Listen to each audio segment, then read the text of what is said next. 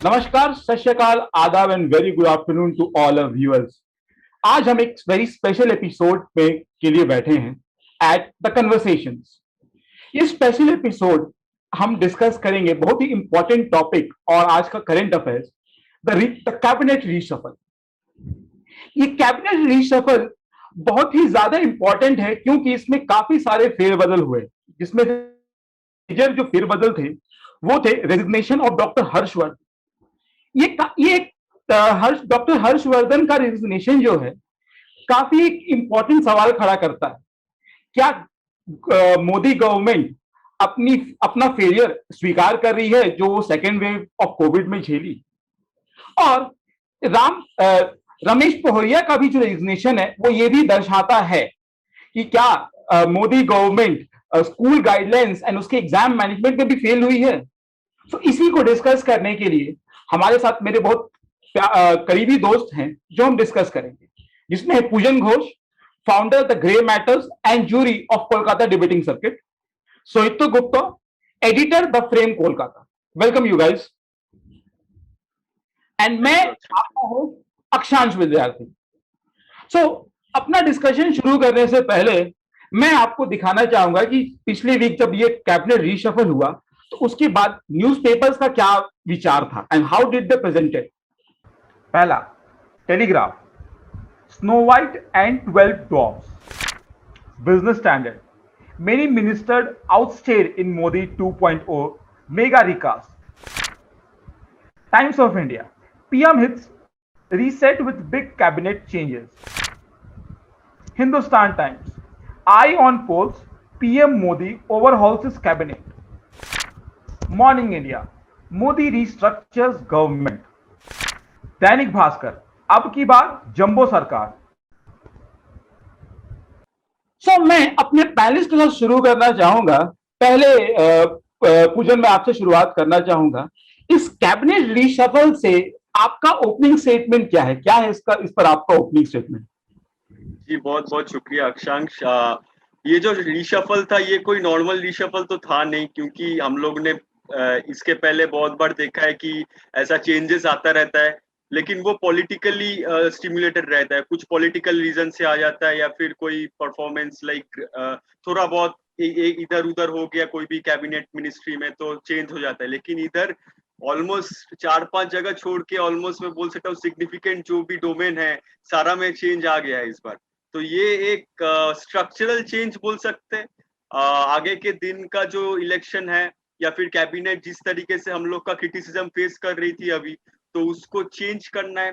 तो एक पॉजिटिव चीज है कि हम लोग का ये जो गवर्नमेंट है अभी इसको कंसिडरेशन में लिया है कि हाँ चेंज का जरूरत है, जैसे चल रहा है वैसा नहीं, अगर ऐसे चलते रहेंगे तो आगे नहीं बढ़ते रहेंगे या फिर बेटर नहीं हो रहा है। तो फेलियर को उन्होंने, जो फेलियर है बोल सकते हैं थोड़ा बहुत, जो कि हम लोग अगर data according to the data जाए तो उसको रेस्पेक्ट किया है कि उन्होंने एक्सेप्ट किया है कि हाँ हम लोग इससे बेहतर शायद कर सकते हैं, इसलिए चेंज बहुत जरूरी था और उन्होंने जल्दी किया है। ये 24 इलेक्शन का भी एक तो मैंने विजन में वो रहेगा। तो ये एक रीजन है और ये आगे बढ़ते रहेंगे, हम लोग तो जारी करते रहेंगे कि कैसे क्या हुआ है। लेकिन ये एक मूवमेंट था जो कि बहुत ही सिग्निफिकेंट मूवमेंट था, क्योंकि कंप्लीट रीशफल बोल सकते हैं इसको। मैं आप पे दोबारा आऊंगा ये फेलियर और आगे के इलेक्शंस को, मैं दोबारा आपसे पास आऊंगा। सो इतना मैं आपसे जानना चाहूंगा, what do you have on your opening comments about this major reshuffle? Since 2019 से जब से एनडीए गवर्नमेंट ये सेकेंड टर्म चालू हुआ, वहां से ये वाला पहला कैबिनेट रीशफल है। तो during the covid time also there were several mistakes according to the government, probably due to that only they are doing this reshuffling। और बहुत ही बड़ा reshuffle है जैसा पूजन ने कहा। तो मुझे लगता है कि ये वाला in the long run means 2 to 3 years it will be very beneficial to attain the objectives। अच्छा, ठीक है। तो आप पूजन अब काफी अच्छा पॉइंट आउट किया सोचते हो आपने, मैं आप दोबारा आऊंगा। पूजन, आपसे एक बहुत इंपॉर्टेंट सवाल है। डॉक्टर हर्षवर्धन ने सिर्फ 2 घंटे पहले रिजिग्नेशन दिया कैबिनेट रीशफल, ठीक है। तो क्या आपको लगता है गवर्नमेंट ने अपना हार जो था, जो वो मिसमैनेजमेंट था, वो स्वीकार कर रही है? अगर स्वीकार कर रही है तो इसमें क्या किसी ना किसी का तो पत्ता कटना था, तो इसमें क्यों नहीं डॉक्टर हर्षवर्धन का सही? क्या यही आपका भी मानना है? जी, मैं बिल्कुल आपसे एग्री करता हूँ, इसलिए मैंने कहा, वो मैंने पहले ही बोला कि उन्होंने अपना हार को शायद थोड़ा बहुत डायरेक्टली नहीं, इनडायरेक्टली, ये जो रीशफल है, इससे हम लोग ने मतलब कैबिनेट ने हम डेफिनेटली इसको एक्सेप्ट किया है। तो डॉक्टर हर्षवर्धन का जो मेरा मेन रीज़न लग रहा है, अभी ये 2 साल जब से वो आए हैं 19 से, उनका हम्म। बहुत ही मतलब शायद ही कोई सेंचुरी में ऐसा हम लोग का कोई महामारी आया होगा जिसको फेस किया है उन्होंने। तो उनके लिए थोड़ा अनलकी भी था कि हम लोग ने कभी एक्सपेक्ट किया था कि कोविड इतना बढ़ जाएगा। जब हम लोग पीछे 2020 मार्च पे थे, हम लोग ने सोचा था कि शायद आएगा लेकिन धीरे-धीरे ठीक हो जाएगा। पहले सोचे हम्म। थे कि 2-3 महीना के लिए आएगा, लेकिन ऐसा एक महामारी आएगा ये हम लोग ने एक्सपेक्ट ही नहीं किया था। अभी जब आ गया तो डॉक्टर हर्षवर्धन का वो हम लोग का पूरा जो सिस्टम था, वो हम्म। शायद सिर्फ डॉक्टर हर्षवर्धन या हेल्थ मिनिस्ट्री नहीं बोलूंगा, पूरा जो हम्म। सिस्टम था उसको पूरा एक छाप छोड़ के चला गया, एवरलास्टिंग मार्क, जो कि हम लोग अभी भी निकल नहीं पा रहे उससे, या फिर ग्लोबल पैंडेमिक बोल सकते हैं, पूरा दुनिया अभी तक पूरी तरीके से निकल नहीं पाया है। तो अभी जैसे आपने बहुत अच्छे तरीके से बोला कि पत्ता कटना था, तो मेरे को लगता है वो एक गोल्डन हैंडशेक बोल सकते हैं इसको, कि उनको पहले से बोल दिया गया था कि हम लोग चेंज करने वाले, या फिर जो भी था, शायद हर्षवर्धन जी बहुत ही काबिल इंसान है, वो शायद कुछ सोच रहे थे, हम्म। या फिर कुछ उनका व्यूज था जो कि मैच नहीं कर रहा था शायद, या फिर जैसे हम लोग का गवर्नमेंट इम्प्लीमेंट करना चाह रही थी, थोड़ा बहुत डिफरेंसेस था, तो उनको रेस्पेक्ट दिया कि उनको शायद पहले कह दिया गया था कि ये हम लोग करने वाले हैं, ताकि आपको निकाल नहीं दे, आप रिजाइन कर ले खुद से, तो ये एक रेस्पेक्टफुल जेस्चर हो सकता है। लेकिन वही बात है कि पत्ता कटना था किसी का, तो शायद वो रीशफल के चलते इनका भी पत्ता कट गया। चलिए, सही बात है, किसी ना किसी को तो कटना ही था, तो क्यों नहीं मिनिस्टर का, इसी मिनिस्टर ने अपने आप। सो आप कुछ ऐड करना चाहेंगे? Would you like to add something Sohito on this point, on Harshvardhan topic? मुझे जो लगता है कि हर्षवर्धन का रेजिग्नेशन के कारण है कि देखो, जब कोविड स्टार्ट हुआ था 2020 पे, उस टाइम पे एक पॉजिटिव आउटलुक था कि कुछ महीनों में वैक्सीन निकल जाएगा, तो अकॉर्डिंगली वो कोविड कोविड चला जाएगा। पर लेकिन अभी जब वैक्सीन निकल गया और उसके बाद ये वैक्सीनेशन भी स्टार्ट हो गया, पर लेकिन फिर भी जैसे कि अभी भी टेंडेंसी है कि एक थर्ड वेव भी आ सकता है, और शायद हर्षवर्धन का कुछ मतलब उनका खुद का कुछ ऑब्जेक्टिव है, वो शायद बाकी लोग सुन नहीं रहे, तो शायद उसी उसी कारण से वो रिजाइन किया। पर लेकिन वैसे डायरेक्टली कुछ रीजन नहीं दिया। दो कारण से हो सकता है, एक हो सकता है कि टू अवॉइड सम कंट्रोवर्सीज, दो हो सकता है कि कुछ to avoid some the leakage of internal matters. चलिए, यहाँ पे सो एक तो बात मैं थोड़ा हाँ। ऐड करना चाहूंगा, अक्षांश बहुत ही अच्छा जरूर। चीज बोला शोहितो ने, कि to keep away from the controversies. तो कहीं ना कहीं हेल्थ मिनिस्टर या फिर गवर्नमेंट पे उंगली तो उठने वाला है, तो शायद पता नहीं, मेरे को लगता है कहीं ना कहीं ये जो क्रिटिसिज्म फेस होगा वो करना चाहेगा, तो वो जो शिफ्ट है ना, ये कहीं ना कहीं एग्जैक्टली। थोड़ा बहुत चेक करेगा कि नहीं हम लोग ने शिफ्ट किया, या फिर कोई चेक करेगा, या फिर उंगली डायरेक्टली नहीं उठा पाएगा। तो ये कारण हो उन्होंने सकता है, कुछ ये कारण नया हो सकता है। कुछ नया करने की कोशिश किया, मतलब वो होगा कि मतलब पूरा ही नहीं फूटेगा, पूरा एक पे नहीं फूटेगा। नहीं, बात सही वही। है, मैं एग्री करता हूँ इस बात। सो तो this is a question direct to you. When you see Ravi Shankar Prasad, he's one of the big faces of Modi cabinet, or he was one of the big faces of Modi cabinet. So do you think his resignation just half an hour before the cabinet announcement do you think, is it due to his mismanagement of the conflict that took place between government and the Twitter? Because Twitter एक ऐसी company है जो US की है, and US उस पे काफी उस पे मतलब उस पे अपना दांव खेलता है कि अब ट्विटर मेरी कंपनी है, एंड आपका इधर एक साइड में आप चाइना से बनती नहीं है। बट वॉज इट दैट कि Ravishankar was not able to manage in a positive way जो होना चाहिए था? क्या ये एक रीजन है कि और कुछ? हो सकता है ये एक रीजन है, और उसके अलावा ये भी हो सकता है कि उसका कुछ और भी सोच था कि कुछ और तरीके से कुछ करे, पर लेकिन उन्होंने भी कुछ वैसे तो कुछ रीजन तो नहीं दिया, तो इसीलिए मैं भी कुछ बोलना नहीं चाहता हूँ कि अगर कुछ मिस इन्फॉर्मेशन हो जाए तो। अच्छा। जी सो जी तो अक्षांश। हाँ हाँ हाँ, जरूर जरूर जरूर। हाँ, तो मेरे को लगता है वो बहुत ही एक्सपीरियंस एक इंसान है, क्योंकि वो डॉक्टर अटल बिहारी वाजपेयी के टाइम पे भी वो लॉ के हम्म। मिनिस्टर रहे, तो वो एनडीए में बहुत सालों से हैं। और उनका भी रेजिग्नेशन थोड़ा बहुत शॉकिंग है मेरे लिए। लाइक आपने जैसा कहा कि पहले थोड़ा बहुत वो मिस मैनेजमेंट या फिर आप बोल सकते हैं जो भी, तो कहीं न कहीं थोड़ा बहुत शॉकिंग है। तो लेकिन मेरे को लगता है कि अगर वो कंप्लीटली आउट हो जाते हैं, मेरे को लगता है कि वो रहने वाले हैं, वापस आने वाले हैं, या फिर वो कहीं न कहीं एनडीए के साथ जुड़ा रहना चाहते हैं, या फिर जुड़े रहेंगे आगे वाले दिन में। लेकिन वही बात है कि शायद उनका कुछ पर्सनल रीज़न भी हो सकता है। मेरा ये मानना है। शायद शायद ये हो सकता है, क्योंकि मेरे को नहीं लगता इतना लॉयल कोई है इतने सालों से, उनको अचानक से ऐसे निकाल दिया जाएगा, तो मेरे को थोड़ा बहुत तो शॉकिंग लगा यहाँ पे। आपने बिल्कुल सही पॉइंट किया अक्षय, बिल्कुल सही पॉइंट। नहीं, बात सही है, वो पॉइंट है। अब देखिए क्या होता है आगे इसके, क्योंकि he is one of the big face of the current government, BJP government. And वो बहुत, मतलब वो फ्यू ऑफ द पर्सन थे जो बीजेपी अपने गवर्नमेंट के बिहाफ में कॉन्फ्रेंस करते थे। मतलब वो उसमें, और के साथ प्रकाश जावड़ेकर भी थे, तो मैं प्रकाश जावड़ेकर के बारे में भी आऊंगा आगे। सोहित, तो ये भी आपसे है कि आपने जस्ट अभी 2019 में 2021 में अपना मास्टर्स कंप्लीट किया, ठीक है? एंड लास्ट ईयर भी आप अपना फर्स्ट ईयर थे मास्टर्स के।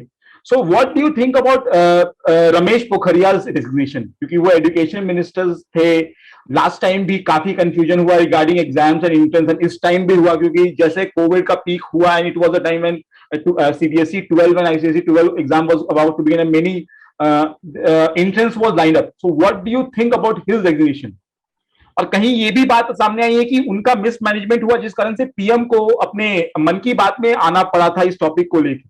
सो what do you have this take on him? उन्होंने तो डायरेक्टली एक रीजन दिया कि उनका कुछ हेल्थ इश्यूज है, इसलिए वो रेजिग्नेशन ले रहा है।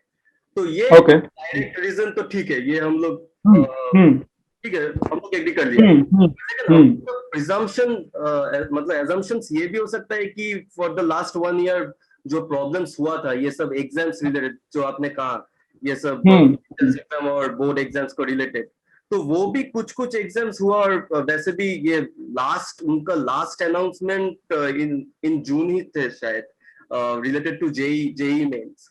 और एग्जैक्टली, वो रिगार्डिंग जेई थे, वो जेई एग्जाम के। हाँ, उसके बाद वो डिसाइड भी किया था कि 1 अगस्त में वो कुछ मेडिकल एंट्रेंस एग्जाम रिलेटेड कुछ बोलेंगे, पर लेकिन बाद में तो ये कोविड सिचुएशन थोड़ा क्रूशियल हो गया, तो इसलिए वो भी शायद पेंडिंग में चला गया। तो शायद उनका भी कुछ और तरीका दिमाग में था कि अगर एंट्रेंस एग्जाम और कॉम्पिटिटिव और क्या बोर्ड एग्जाम्स होना है, तो कुछ और मीडियम से हो सकता था, कुछ बेटर तरीके से हो सकता था, पेपर फॉर्मेट को मतलब कुछ बेटर तरीके से सेट कर सकता था, तो ताकि मतलब घर से अगर एग्जाम्स अच्छी तरीके से दे पाए। पर लेकिन शायद उनका जो विजन था वो भी शायद गवर्नमेंट से थोड़ा कंफ्लिक्ट हो गया, डिफरेंस हो गया, तो इसलिए हो सकता है कि वो इसी कारण से भी एक डेजिग्नेशन दिया। और एक पॉइंट आउट करना चाहूंगा मैं सोहित और पूजन आपको भी, कि अगर आपने ध्यान दिया होगा, जस्ट एक वीक पहले सीबीएसई, मतलब 2021-22 के सिलेबस में भी सीबीएसई और कुछ चेंजेस हुए थे। जस्ट एक पेपर में आया था कि आईसीएसई एंड सीबीएसई के कुछ सिलेबस में चेंज करने, क्योंकि ड्यू टू कोविड।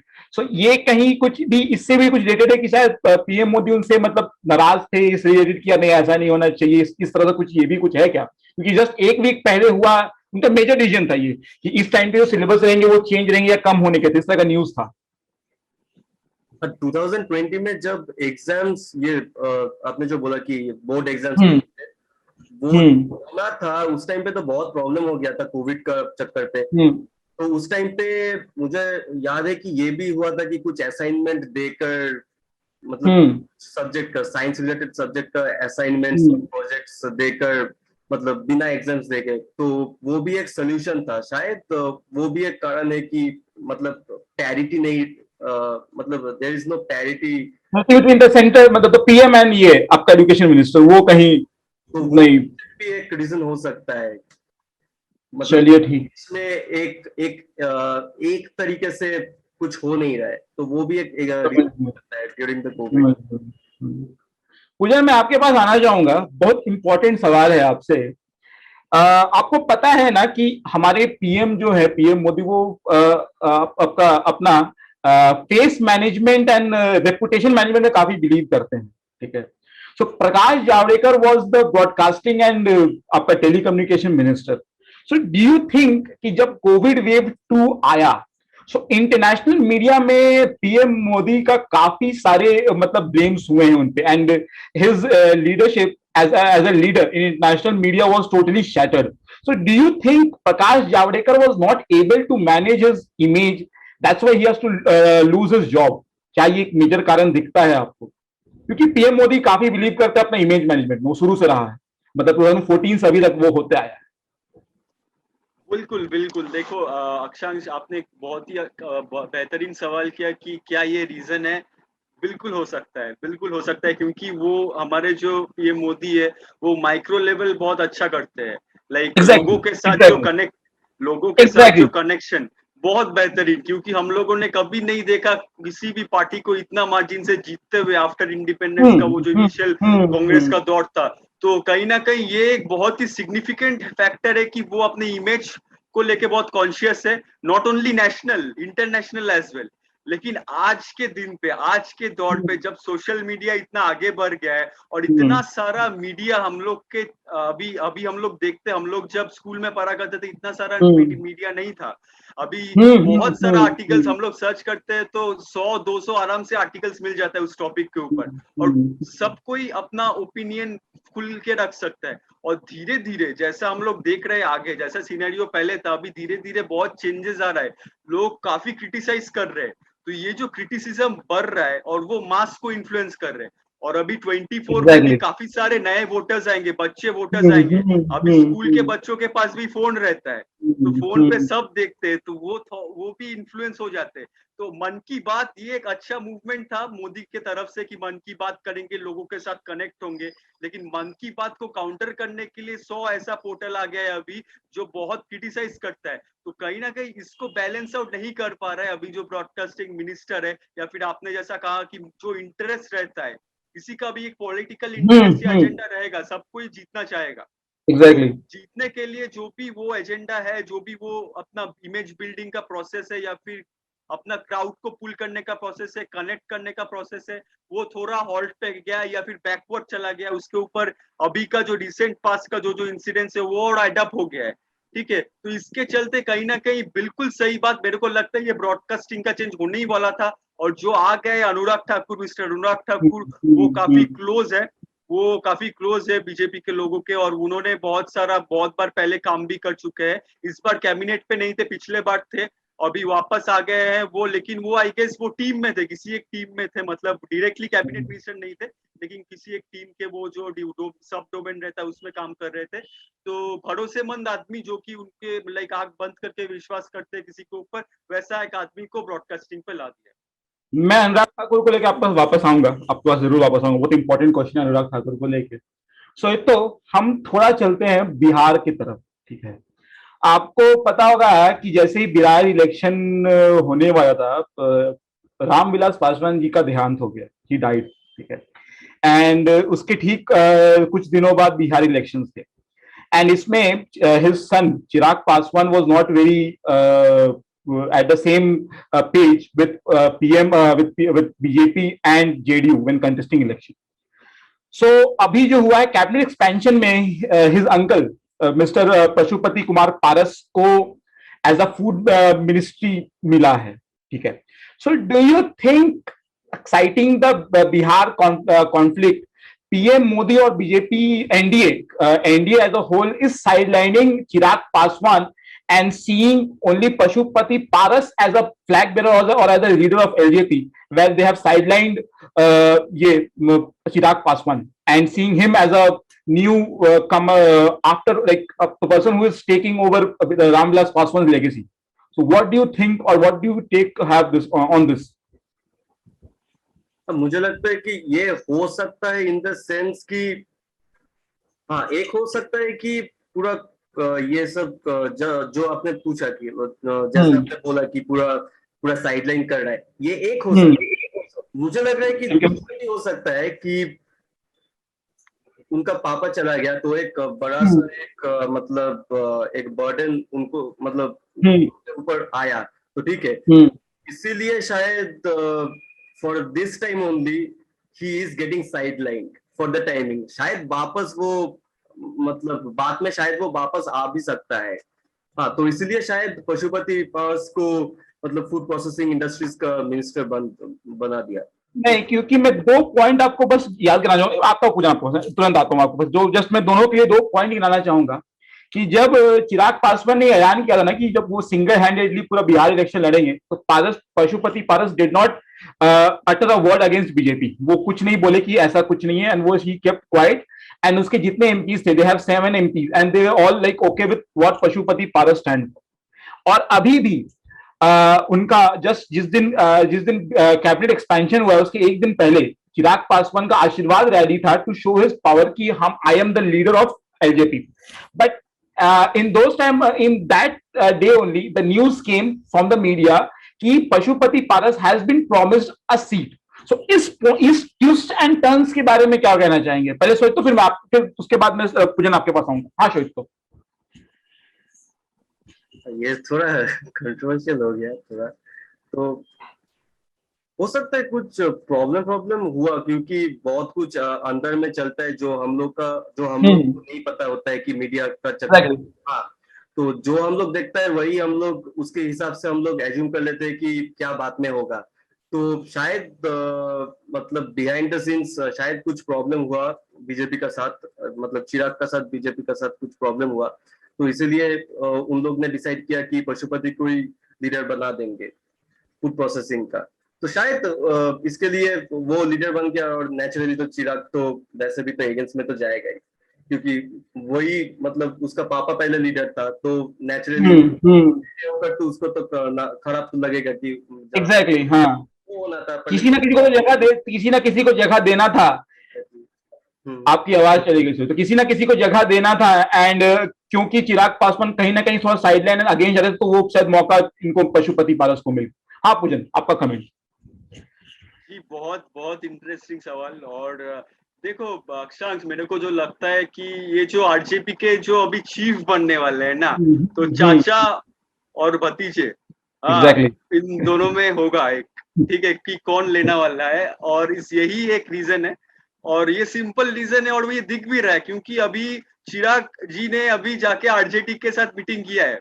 हाँ, लालू प्रसाद भी कोशिश कर रहे, अभी वो भी, उनका भी थोड़ा पॉलिटिकल, देखो अल्टीमेटली एक पॉलिटिकल चलेगा। पासवान जी के बेटे हैं चिराग पासवान, डेफिनेटली वो बहुत बड़े फिगर है, लोग का कनेक्ट ऑलरेडी बना हुआ है ऑलरेडी उनके साथ। exactly, ठीक है, exactly. तो अगर वो आरजेपी में नहीं तो आरजेडी में दिखेंगे शायद। ठीक है, मीटिंग भी हुआ है। और रही बात उनके भाई की, आप बात कर रहे थे, तो मेरे को उनके लगता चाचा है की, उनका उनके चाचा की, मतलब नहीं नहीं चिराग नहीं पासवान की चाचा की।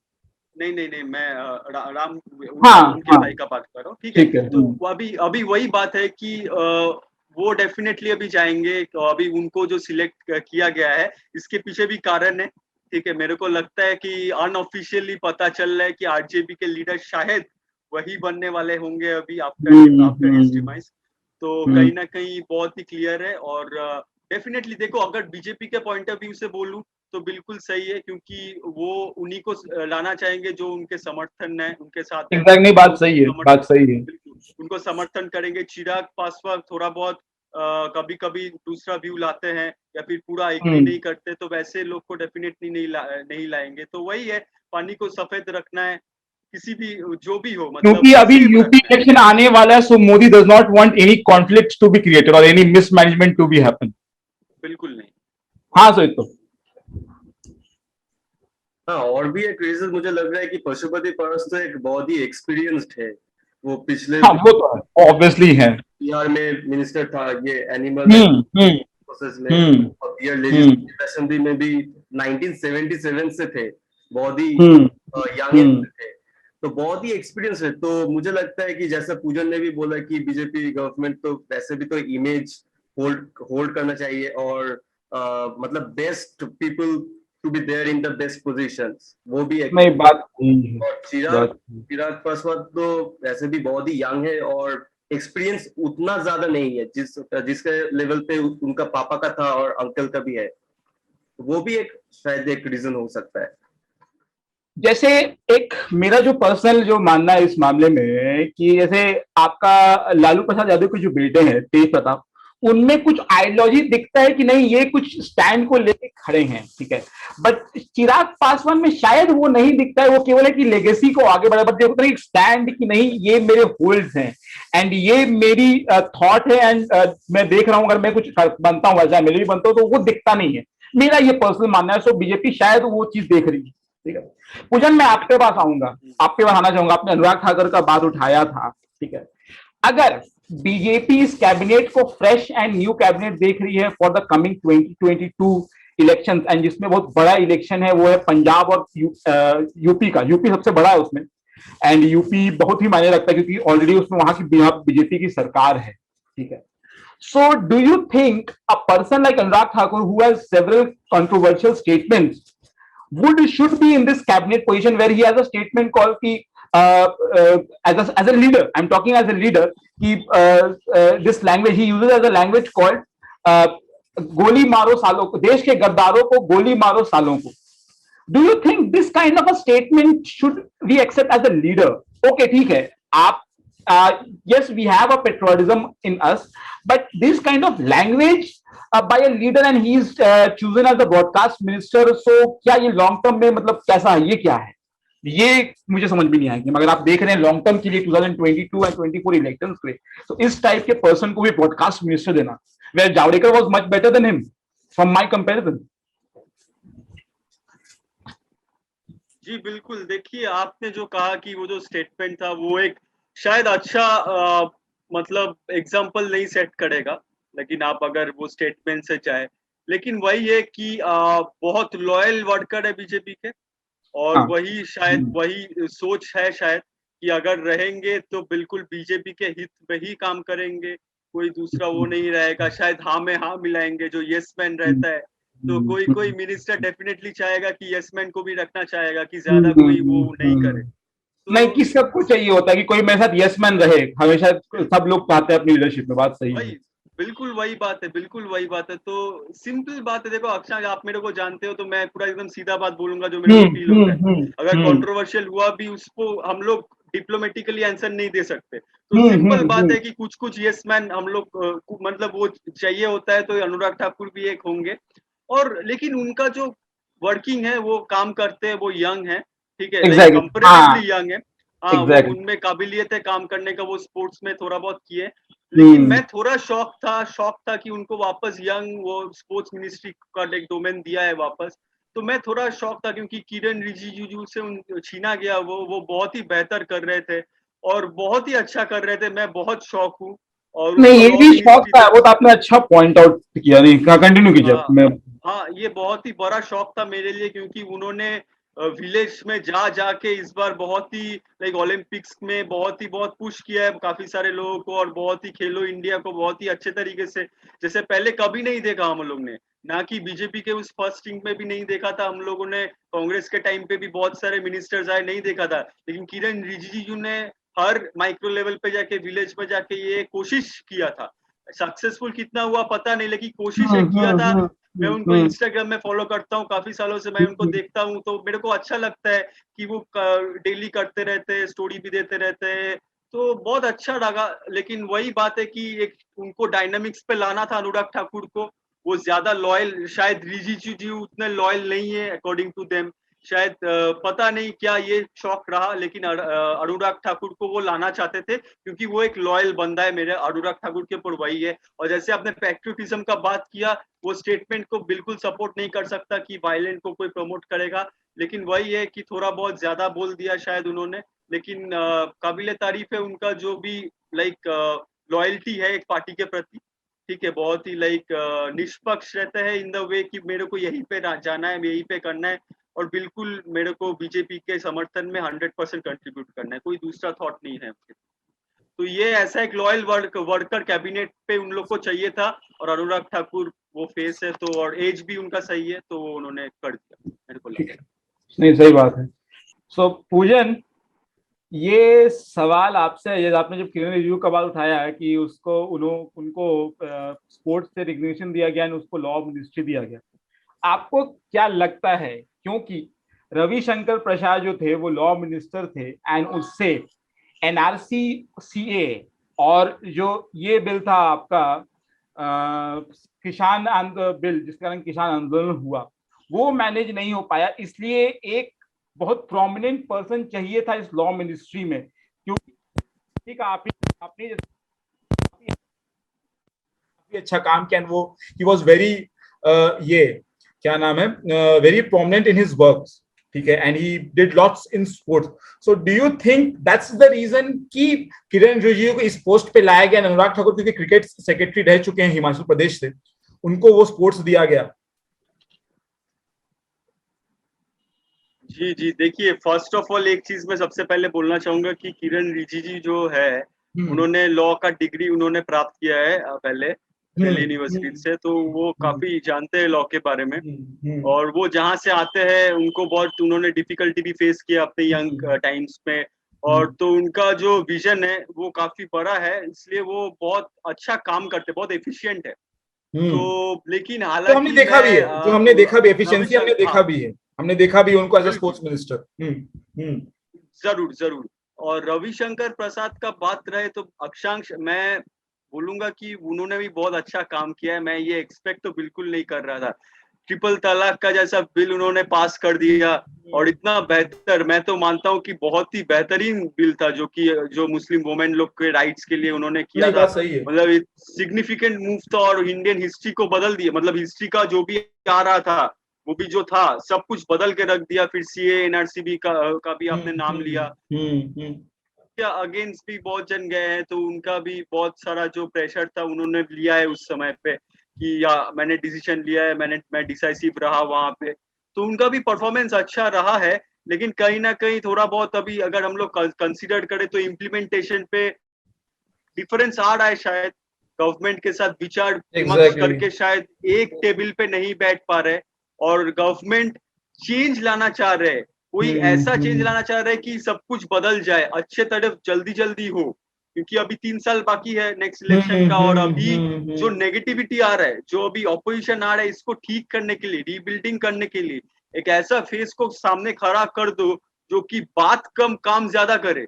तो किरण रिजिजू शायद मेरे को लगता है इसीलिए पिक रहेंगे, इसके लिए पिक रहे हैं। और वो बहुत बात कम करते, ज्यादा बात नहीं करते, और काम ज्यादा करने में भरोसा रखते हैं, तो ये एक अच्छा चीज रहेगा। और यंग है, काफी यंग है, जो कैबिनेट का जो रहता है, जो गौर एज रहता है, एवरेज एज रहता है, उससे काफी कम है। तो ये एक अच्छा चीज रहेगा, और वो एफिशिएंटली अगर काम करेंगे तो ये अच्छा हो सकता है, मेरा मानना है।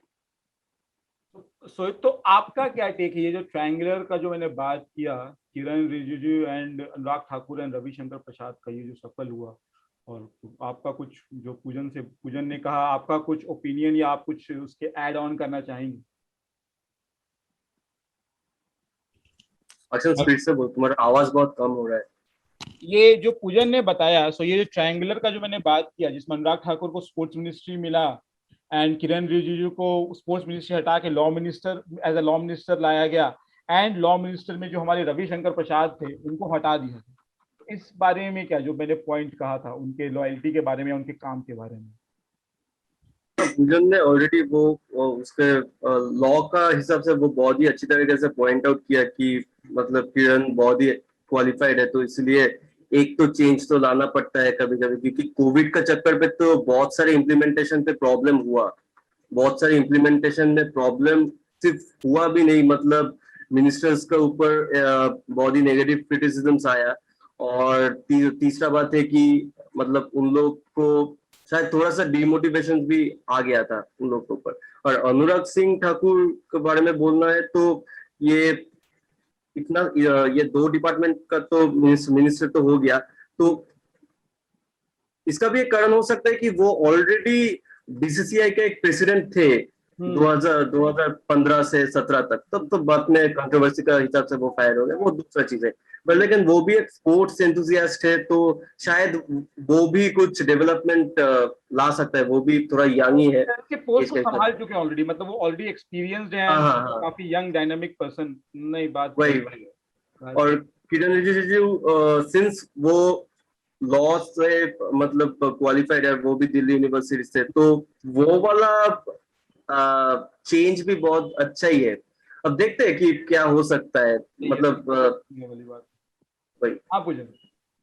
बहुत ही अच्छा चीज याद आया मेरे को अक्षांश यहाँ पे कि देखो एनआरसी इम्प्लीमेंट होने शुरू होने वाला है अभी अच्छे से, लाइक फुल फ्लेजेड। तो हाँ एक ऐसा इंसान जो अपॉलिटिकल है, हाँ किरण exactly, रिजिजू हाँ उतना पॉलिटिक्स में इन्वॉल्व नहीं है, उनको कैबिनेट दिया गया उनके क्वालिटी के ऊपर बेसिस करके। ठीक है, पहले जो भी है या फिर जो भी फोकस है, ज्यादा पॉलिटिकल इन्फ्लुएंस नहीं इंसान है, और पहले भी उन्होंने हम लोगों ने देखा है कि वो मतलब ठीक है उन्होंने किया है लेकिन उतना पॉलिटिकल स्टेटमेंट नहीं रखते। तो एक ऐसा इंसान को सामने रखना जो कि काफी लॉ के बारे में जानते हैं, और इम्प्लीमेंटेशन जो कि अभी इम्प्लीमेंटेशन आने वाला है, तो एक क्वालिफाइड पर्सन को as the in the top रखना, ये एक अच्छा मूव है, ये एक सेंसिबल मूव है। अच्छा है कि नहीं धीरे धीरे पता चलेगा, लेकिन ये एक सेंसिबल मूव सवाल है। उठ रहा है, प्लस वो उस माइनॉरिटी ग्रुप से आते हैं नॉर्थ ईस्ट के, जहाँ पे माइनॉरिटी ग्रुप के बारे में बिल्कुल काफी सवाल उठ रहे हैं एनआरसी को लेके। ये भी एक पॉइंट गौर करने वाली है। मतलब ये काफी मेजर स्ट्रोक बिल्कुल हो सकता है पीएम मोदी का, लगता है। बिल्कुल बिल्कुल। और ये एक वही बात है कि ये एक बहुत अच्छा होगा कि नहीं समय के साथ पता चलेगा हम लोग को, लेकिन डेफिनेटली ये एक सेंसिबल मूव है अभी के टाइम पे अगर खड़े होके हम ये बात कर रहे हैं। हाँ सोच तो आप। हाँ, तो वो लॉ मिनिस्टर बन गया, एक हिसाब से मुझे भी अच्छा लग रहा है कि वो पहले लोगों के लिए बहुत काम भी किया रूट लेवल पे। तो इसलिए लॉ मिनिस्टर होने से क्या होगा, मुझे लग रहा है कि वो ऐसा कुछ लॉ बनाएंगे जो बेसिकली वेलफेयर ओरिएंटेड होगा। हाँ, तो इस हिसाब से ये वाला चेंज भी अच्छा है। अब देखते हैं कि क्या होता है। देखने वाली बनी बात सही है। तो अब जो भी कॉन्फ्लिक्ट या जो भी हम लोग अंडर उठा कर बात की, एक मेजर एंड जो बहुत पॉजिटिव जो मुझे दिखा है इस कैबिनेट में, वो दिखा है एज अजनबी वैष्णव के बारे में। अजनबी वैष्णव के बारे में बताना चाहूंगा। वो आईएएस रह चुके हैं 1994 बैच, ठीक है। उसके पहले उन्होंने आईआईटी खड़गपुर से एमटेक की डिग्री की। उसके बाद वो 2008 में आईएएस से रेजिग्नेशन देके वो चले गए यूएस, वहां पेनिसिलिया वॉटन यूनिवर्सिटी में उन्होंने अपने एमबीए की। सो क्या आपको लगता है ये पीएम मोदी के गो टू मैन हो सकते हैं आफ्टर अमित शाह, क्योंकि इनको रेलवे मिनिस्ट्री और आईटी मिनिस्ट्री दोनों दिया गया है। So when you talking about the management as well as the technology, और जो पीएम मोदी का जो आपका जो सपना भी है डिजिटल इंडिया, उस पे भी ये गो टू मैन होंगे। मतलब एक as a go to man होंगे आफ्टर, मतलब अमित शाह। पहले केवल अमित शाह पे था कि जहाँ Amit Shah and PM Modi discuss करते थे, बट यहाँ पे एक केपेबल पर्सन आ गए हैं कैबिनेट में, जो जिनको मैनेजमेंट भी आता है, जो टेक्नोलॉजिकली भी काफी साउंड है। उन्होंने ऑलरेडी ब्यूरोक्रेसी में अपना अपना जो छाप है वो छोड़ा है, जैसे जिसके बारे में नवीन पटनायक बताते हैं अपने काफी इंटरव्यूज में, जब इनको ये पद सौंपा गया। उस बारे में आपका क्या ख्याल है पूजन? बहुत बहुत ही अच्छा ख्याल है इस पे। ये एक बहुत ही अच्छा लगा जो आपने बोला कि एक गो टू मैन बन सकते हैं कि नहीं, ये तो समय के साथ हम लोग बोल सकते हैं धीरे धीरे। लेकिन मेरा जो फोकस मेरे को लगता है मोदी जी का जो फोकस रहेगा वो था उनका भारत नेट का जो प्रोग्राम था, वो बहुत पहले जो बनाया था, जो कि हर विलेज में हमको हाँ। हाँ लेके जाना इंटरनेट को, वो सक्सेसफुल नहीं हो रहा था। ये इनका फ्लैगशिप प्रोग्राम था, ठीक है, ये बहुत दिनों से चल रहा है लेकिन वो सक्सेसफुल नहीं हो पा रहा था। तो वो उनके लाइक वो एक ऐसा इंसान को ढूंढ रहे थे जो कि इसको आगे लेके चले गए। अच्छा अक्षांश, वो एमटेक किया है उन्होंने आईआईटी कानपुर से, उन्होंने वॉटन से एमबीए किया है, ठीक है, और वो कलेक्टर रह चुके हैं बालासोर जैसे गेडिया में पहले। तो जो कि एक बहुत ही सिग्निफिकेंट एक्सपीरियंस का बात बोलता है, क्योंकि उनको एडमिनिस्ट्रेशन का बहुत ही ज्यादा नॉलेज है, और रेलवेज और आईटी उनको दिया गया है। यही उनका जो विजन है कि वो शायद आके लेके जाएंगे, क्योंकि वो क्वालिफाइड है, उन्होंने मैनेजमेंट भी किया हुआ है, उन्होंने वो एक वाइस प्रेसिडेंट भी है, सीमेंस बोल के कंपनी है, उनके वाइस प्रेसिडेंट भी रह चुके हैं। तो उनको कॉर्पोरेट नॉलेज है, उनको इंजीनियरिंग का नॉलेज है, उनको मैनेजमेंट का नॉलेज है, वो आईएएस क्वालिफिकेशन का भी एडमिनिस्ट्रेशन का नॉलेज है। तो एक होलसम पर्सनालिटी बोल सकते हैं जिनको मल्टी डायमेंशनल फील्ड पे एक्सपीरियंस है, और बहुत वो राज्यसभा के भी एमपी रह चुके हैं, तो उनको पार्लियामेंटर का भी बहुत कुछ पता है। तो ये एक बहुत ही मास्टर स्ट्रोक कहूंगा, और इनका जो वैल्यू है ये हम लोग अगर ठीक से एक्सट्रैक्ट कर पाए और ये अगर इम्प्लीमेंटेशन अपने जो क्वालिटी है वो क्वालिटी के बेसिस पे क्वालिटी के पोटेंशियलिटी पे अगर वो इम्प्लीमेंट कर देते हैं सब कुछ तो ये देश के लिए बहुत अच्छा होने वाला है, एम्प्लॉयमेंट जनरेशन के लिए भी बहुत अच्छा होने वाला है। चलिए, काफी अच्छा हमारा डिस्कशन अभी रहा। सो कंक्लूड करते हैं, जो इतने मैसिव हमारी जो चर्चा रही एंड जो एक हफ्ते से हमने सुनते हुए आ रहे हैं इस मैसिव जंबो, जैसे मैं कहूँ jumbo cabinet expansion and jumbo reshuffle पे, तो आपका कंक्लूडिंग स्टेटमेंट क्या होगा? सो ये तो मैं आपसे पहले जानना चाहूंगा, आपका क्या कंक्लूडिंग स्टेटमेंट होगा इस पे?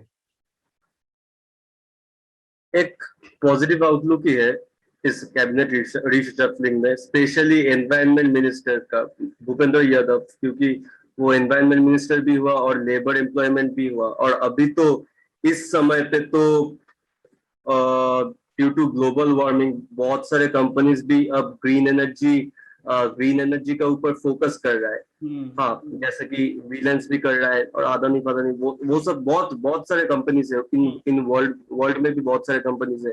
तो मुझे भी लग रहा है कि इसका एक बहुत ही पॉजिटिविटी है, क्योंकि जब एक मिनिस्टर एनवायरनमेंट का ऊपर भी है और लेबर एम्प्लॉयमेंट का ऊपर भी है, तो क्या होगा कि एनवायरनमेंट का भी एक मतलब क्लीनर एनवायरनमेंट के ऊपर भी फोकस कर सकता है और लेबर एम्प्लॉयमेंट अपॉर्चुनिटीज का भी ऊपर एक फोकस कर सकता है। तो ये सब रिप्लेसमेंट और बहुत सारे रिप्लेसमेंट, हेल्थ मिनिस्टर का भी रिप्लेसमेंट हुआ, मनसुख मदवाई भी आ गया।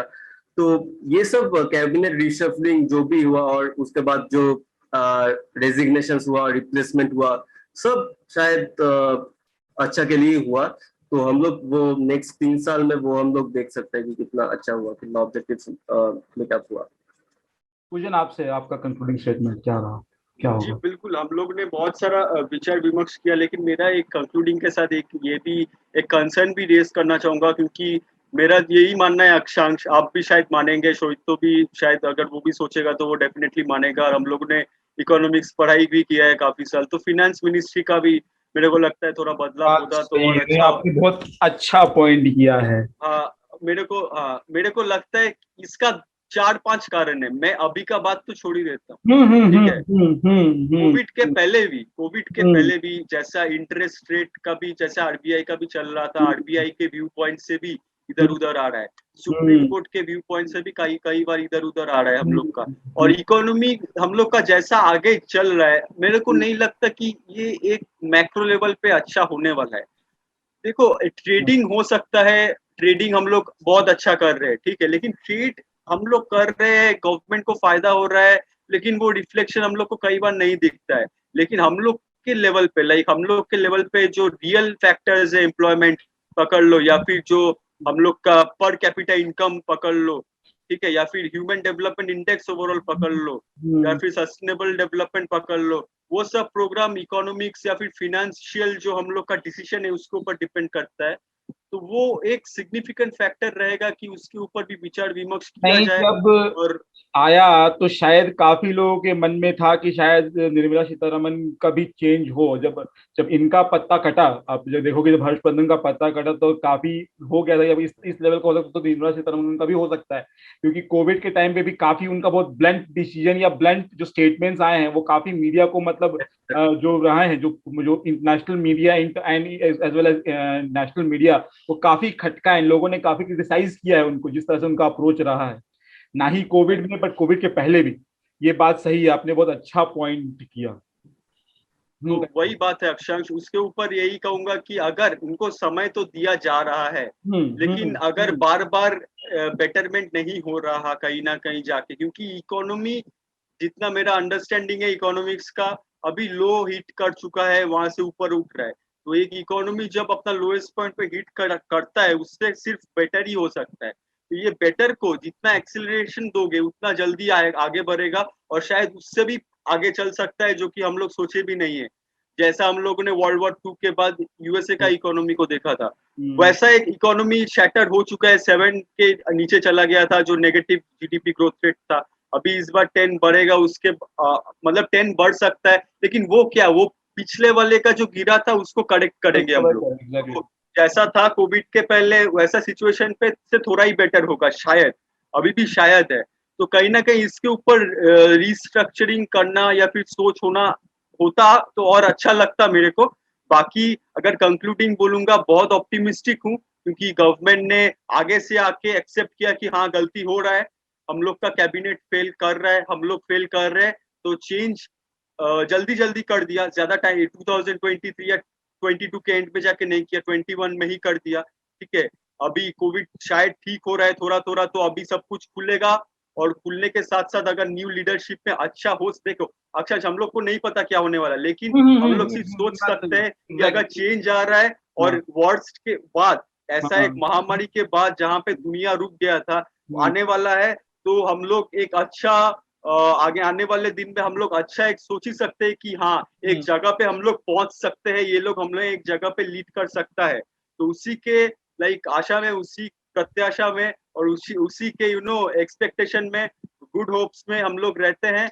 और मेरा यही मानना है कि लीडर अच्छा है और लीडर अगर आगे बढ़ते रहेंगे, लीडर के साथ अगर सारा जनता को भी थोड़ा वेलकम करना चाहिए, इजी होना चाहिए, पहले दिन से क्रिटिसाइज नहीं करना चाहिए कुछ भी फिर इधर उधर हो जाए, क्योंकि सब कुछ चेंज होता है तो ट्रांसफॉर्मेशन पे टाइम लगता है। तो ये ट्रांसफॉर्मेशन हमें अच्छा दिखने वाला है आने वाले दिन में, मेरा यही मानना है। अच्छा आपने बताया पूजन, नहीं बात ऐसा नहीं है कि निर्मला सीतारमण खराब है, वो अपने हिसाब से ठीक कर रही है, बट उनसे भी बेहतर काफी लोग हैं इस एनडीए सरकार में जो उनसे काफी बेहतर अच्छा लीड कर सकते हैं। इसमें कुछ लोग हैं जैसे सुरेश प्रभु हुआ, उनको वो पिछले 2014-2019 तक में थे, बट इस बार नहीं था, बट मुझे लगा कि शायद उनको कुछ जगह मिले एज उनके सपोर्ट में आए। ठीक है, चलिए देखते हैं क्या रहता है, कैसा रहता है। जस्ट तो एक हफ्ता ही हुआ है एंड इस बार जो हमारे कैबिनेट है वो काफी यंग कैबिनेट है, मतलब one of the youngest cabinet कहा जा रहा है in terms of average. Let's see. तो थैंक यू आप दोनों को। ठीक है, तो now we come to end of the lovely discussion. बस आज के लिए बस इतना ही। Thank you. So keep watching the conversations. Don't forget to like, share and subscribe to our channel and also press the bell icon to stay updated with us. Thank you. धन्यवाद।